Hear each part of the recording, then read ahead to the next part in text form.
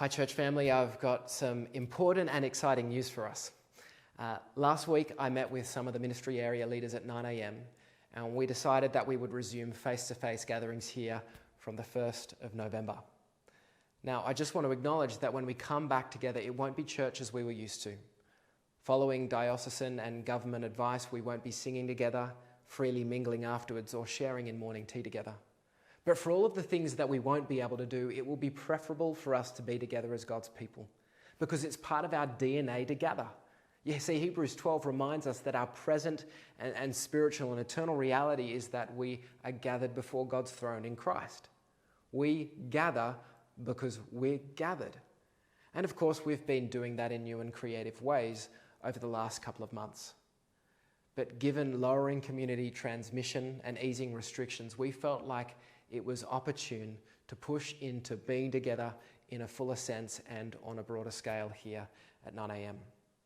Practically, what does this mean? Well, given our size and the cap on religious gatherings at 100 people, we've decided to split the congregation into two, congregations A and B, who will alternate being here face-to-face each week. I.e. that when congregation A are rostered on, congregation will be at home watching church online and preferably as part of a watch party. The exception to this will be our kids and youth. Easing restrictions mean that we can operate these ministries in separate buildings so long as they start at a staggered time to the main gathering here, and it will enable all of our kids to be here every week. What that means for parents is that even when your congregation isn't rostered on, you can still drop off your kids to be a part of our kids and youth ministry.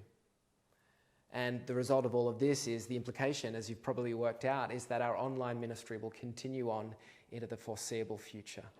We're really grateful to God for the opportunity our online ministry has given us to keep connected with those who would otherwise be isolated. And we're also grateful to God for the unprecedented reach that our online ministry has given us into the community.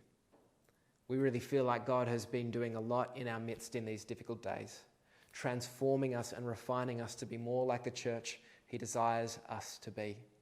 So as we anticipate November 1, when these pews will be filled, albeit socially distanced, pray that God would continue to transform us and enable us to lean into the growth and the opportunity he wants to bring to us as God's people at this time. Pray also for our kids and youth leaders. Pray that God would be preparing them to re-engage with the young ones that he has entrusted to their care.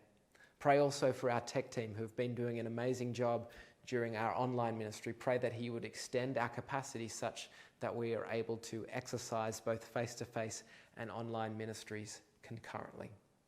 As we move forward, expect to hear from us as to which congregation you'll be allocated in. Those in home groups, your home group leaders will be in touch with you. And I look forward to seeing you soon.